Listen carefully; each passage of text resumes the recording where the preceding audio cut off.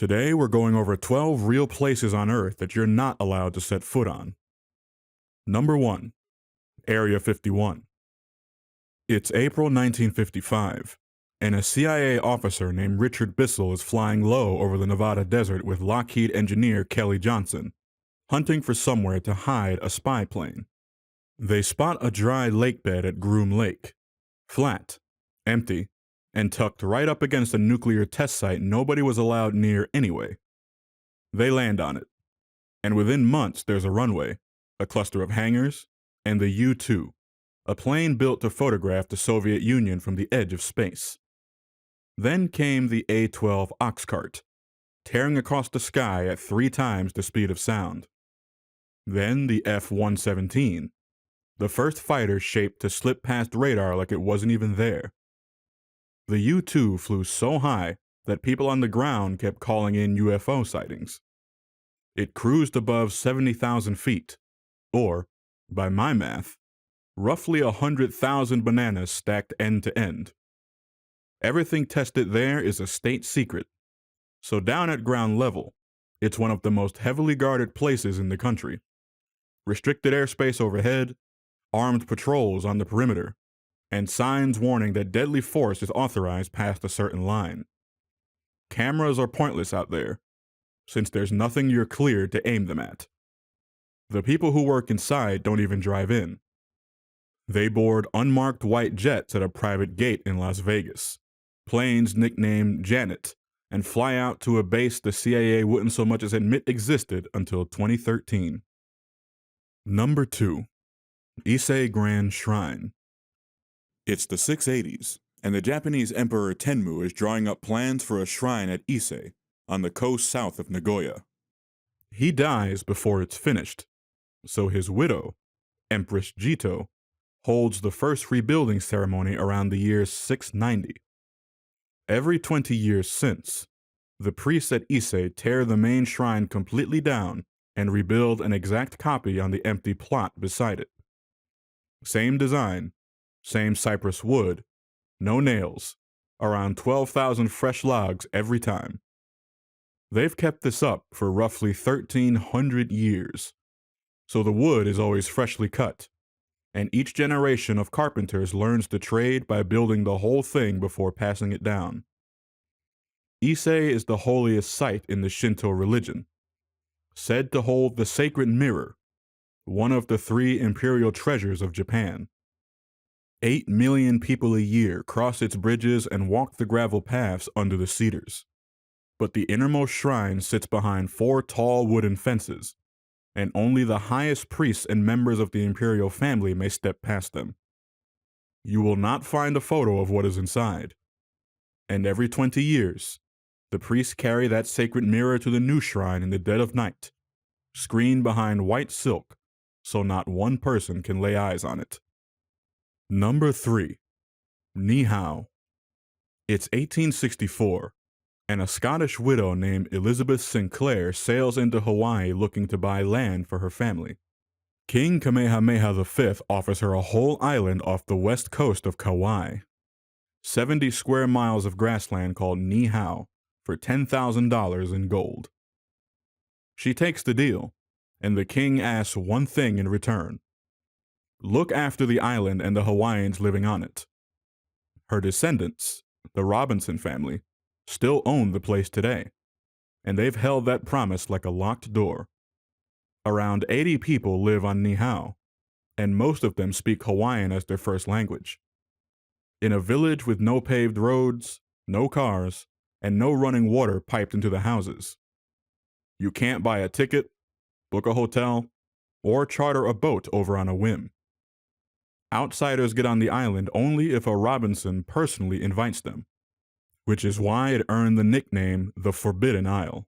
The one time the outside world really crashed onto Niihau was December 7th, 1941, when a Japanese pilot named Shigenori Nishikaichi ran low on fuel over the Pacific after helping bomb Pearl Harbor.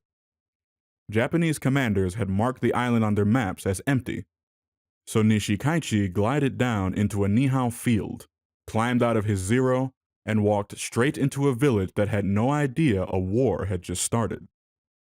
Number 4. Poveglia. It's 1776 in the Venetian lagoon, and the city turns a small island called Poveglia, about 3 miles south of St. Mark's Square, into a checkpoint, where every ship bound for Venice has to stop and prove nobody aboard is sick. Then plague turns up on 2 ships in 1793, and Poveglia becomes a lazaretto, a quarantine island where anyone showing symptoms gets rowed over and held until they recover or die. For decades, the deal is simple. Fall ill in Venice, and you're shipped a few miles offshore to live or die out of sight. In 1922, the buildings reopen as a hospital and asylum, and the island's job barely changes, now holding the mad and the old until it closes in 1968. You've probably heard Poveglia called the most haunted island on Earth, with 100,000 plague dead and soil made of human ash. I'll level with you. That version comes from a 2009 episode of Ghost Adventures, and historians put the real death toll on the island closer to a couple dozen. Venice used this island for the better part of 2 centuries, then walked away and let it rot. The state owns it now and keeps it closed to the public, since the crumbling buildings aren't safe to enter.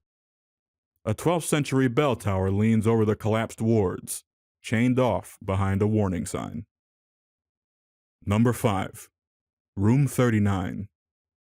It's the early 1970s in Pyongyang, and North Korea's founder, Kim Il-sung, sets up a small office inside a workers' party building, known only by its number, Room 39. The job of this office is to bring in foreign cash for the Kim family, the hard currency that a broke, sanctioned country can't earn the normal way. So Room 39 built a business empire out of roughly 120 companies scattered around the world. Some of it is boring and legal, like gold mines, zinc exports, and a chain of North Korean restaurants where the waitresses sing for tourists in cities across Asia. The rest of it reads like a crime syllabus. Defectors say Room 39 ran factories that printed fake American $100 bills so sharp, and I love this detail, that the U.S. Treasury nicknamed them supernotes and had to redesign real money to fight them. They've been tied to cooking crystal meth for export, and to insurance scams that filed claims on disasters that never happened. All of it funnels an estimated $500 million to over $1 billion a year straight to the top. The office runs so quietly that the outside world barely knew the name until around 2010, when defectors started talking. And even now, no one outside the regime can point to the actual room it's named after. Number 6. Mount Athos. It's the year 963 on the Athos Peninsula in northern Greece, a rocky finger of land reaching into the Aegean Sea, and a monk named Athanasius founds a monastery called the Great Lavra, backed by his friend, the Byzantine Emperor Nikephoros II. That first monastery multiplied into 20, strung along the cliffs and forests of the peninsula, home to around 2,000 monks who pray, farm, and copy manuscripts by hand. The whole place runs itself as a self-governing monastic republic that sits inside Greece, but answers mostly to its own ancient rules. Since a decree by Emperor Constantine IX in 1046, no woman has been allowed to set foot on Athos, a ban that has held for nearly 1,000 years. A man can visit, but only with a special permit and a limited stay. Women who want to see it at all have to view the monasteries from a boat that stays 500 meters offshore. Greek law still enforces that offshore line today, backing it with real fines and jail time for anyone who tries to slip across. Number 7. Surtsey. It's November 14th, 1963, and the cook on an Icelandic fishing trawler looks out at the water and sees black smoke boiling up off the surface of the open sea. That smoke was a volcano erupting from the seafloor, and over a few days, it piled up enough ash and lava to punch a brand new island out of the North Atlantic. about 20 miles off Iceland's south coast. Iceland named it Surtsey, after Surtur, the fire giant from Norse mythology. The eruption kept going until 1967, and by the time it stopped, the island had cooled into about a square mile of fresh black rock with nothing alive on it. Scientists realized they were holding something priceless, a blank island where they could watch life arrive from scratch, carried in only by wind, waves, and the feet of birds. But that only works if no human tracks anything in, since one seed off a boot fakes the whole experiment. So Iceland sealed the island off in 1965, and to this day, only a handful of researchers can land with a permit, while everyone else views it from the air. That's why, when a botanist found a tomato plant growing from the bare lava, he pulled it up on the spot. Because a tomato can't drift across the ocean on the wind, and its seed had come out of some visitor's improperly buried poop. Number 8. Fort Knox. It's 1936, and the U.S. Treasury builds a squat granite fortress next to an army base in Kentucky, then starts shipping in the nation's gold by armored train the following year. Behind a blast door that weighs around 20 tons sits the reason nobody gets in. Roughly 4,500 metric tons of gold bars, about 147 million ounces of the stuff. That pile weighs about the same as 150 adult humpback whales, by my count. During World War II, the vault babysat more than just bullion, because the government also stashed the original Declaration of Independence and the Constitution inside, along with a copy of the Magna Carta shipped over from England for safekeeping. No tourists walk through Fort Knox. No visitor center, no gift shop, and even most government officials will never see the inside of that vault. In 1974, rumors got loud enough that people thought the gold was secretly gone. So the Treasury did something it almost never does and let a group of journalists and members of Congress walk in to look. They swung open the vault, and the reporters stood there staring at row after row of gold bars stacked in steel cages under the lights. Number 9. The Chapel of the Tablet, Axum. It's the middle of the 20th century in Axum, a city in the highlands of northern Ethiopia, and Empress Menen, the wife of Emperor Haile Selassie, pays to build a small stone chapel in the courtyard of a church called Our Lady Mary of Zion, first built back in the 4th century.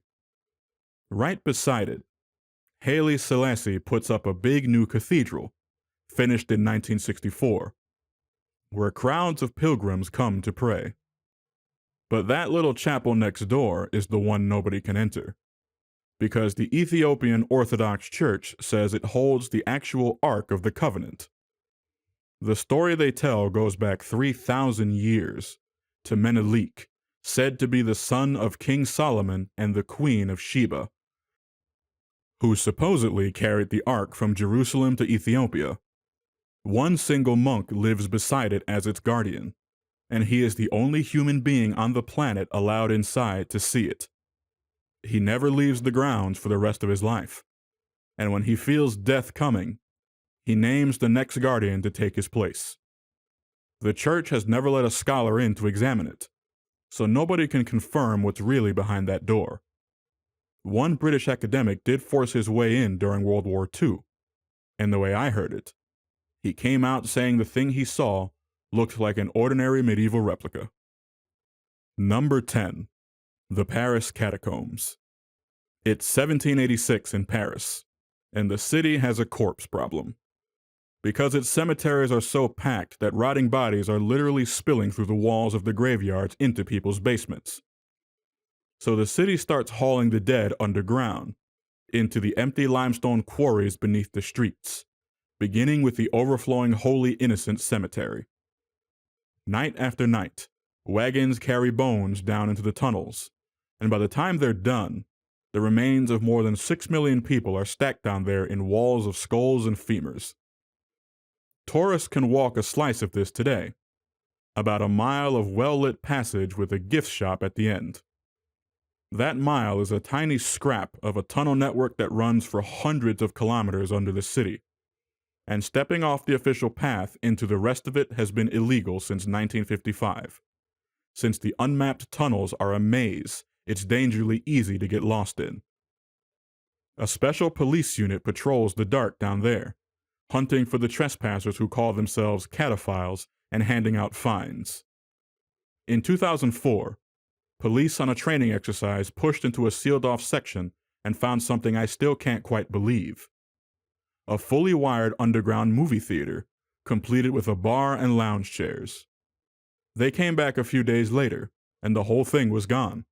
Wires cut, with a note left on the ground that read, "Do not try to find us." Number 11. Diego Garcia.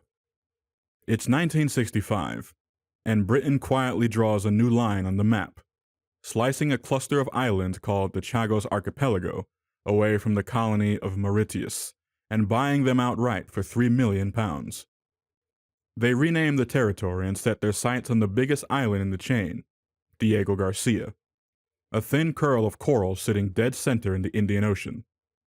The plan was to hand it to the American military as a base, and a base needs to land empty. So between 1968 and 1973, the British forced the entire population off the islands, more than 1,000 Chagosians who had farmed and fished there for generations, shipping them a couple thousand miles away to Mauritius and the Seychelles. The main clear-out of Diego Garcia happened in 1971, and once the people were gone, the runways and hangars went up. Today, it's one of the most powerful military outposts on the planet, a launch pad that sent bombers into the Gulf War, Afghanistan, and Iraq, staffed by around 4,000 troops and contractors. The island and the water around it have been closed to the public since 1971, and the Chagosians still aren't allowed to go home. In 2019, the top court of the United Nations ruled that Britain's grip on the islands was illegal, and Britain kept the base running. Number 12. Runit Dome. It's 1948, and the U.S. military starts detonating nuclear bombs on Enewetak Atoll, a ring of tiny islands in the Marshall Islands out in the Pacific. Over the next 10 years, they set off 43 of them, and one blast carved a crater about 10 meters deep straight into Runit Island. When the testing finally stopped, the place was soaked in radiation. So in the late 1970s, the military sent in around 4,000 troops to clean it up. They scraped contaminated soil and debris off the atoll, dumped it all into that bomb crater, and capped the pile with a dome of concrete panels, 377 feet across and 18 inches thick. The locals call it the Tomb, and the island around it stays off limits, too radioactive to live on. Packed inside are roughly 73,000 cubic meters of radioactive waste, around 120,000 tons of it, including plutonium that stays deadly for tens of thousands of years. The troops in a hurry never bothered to line the bottom of the crater, so the waste sits directly on the shattered ground, and seawater already seeps in and out with the tide. And as the ocean rises and the concrete ages, cracks have started spidering across the top of the dome, out on an island the sea is slowly climbing toward. So that's your 12. A shrine sealed behind 4 fences, an island that waves strangers off at the shore, a lone monk guarding a door he'll never let you through, and a slab of concrete pinning down poison as the sea rises around it. Some places just aren't yours to see.